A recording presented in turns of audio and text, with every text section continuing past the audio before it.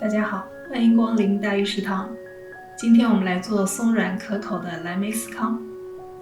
250克中筋面粉过筛，60克糖，10克泡打粉，差不多是1大勺的量，1克盐，大约1/4小勺，混合均匀。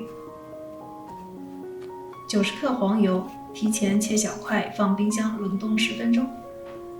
用手把黄油和面粉抓在一起。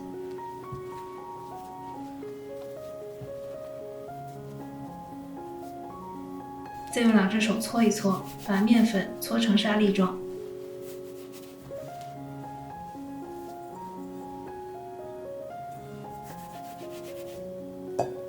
打1个鸡蛋，再加125毫升的鲜奶油，用刮刀翻拌，看不见干粉就行。司康酥松的关键就在面团中的黄油颗粒，所以千万不要揉面。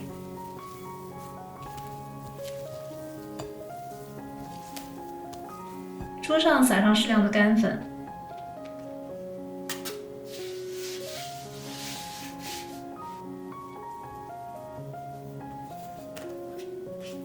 把面团压薄一点，放上一些蓝莓，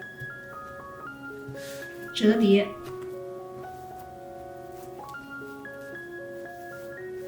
再放蓝莓，再折叠。同样的手法重复几次，我一共放了200克蓝莓。再把面团整理成厚度3厘米左右的圆形，可以用模具压成形，或者简单一点，切成8块就可以。放在不粘烤盘上，表面刷上牛奶或者蛋液。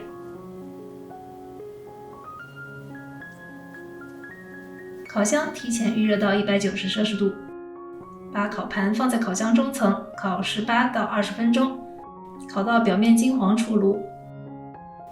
司康在温热的时候享用最是美味，外层酥酥的，内心柔软，配上蓝莓的酸甜，层次很丰富，不用涂抹奶油或者果酱，直接吃起来味道也已经足够。准备起来又特别简单，做早餐和下午茶点都很合适。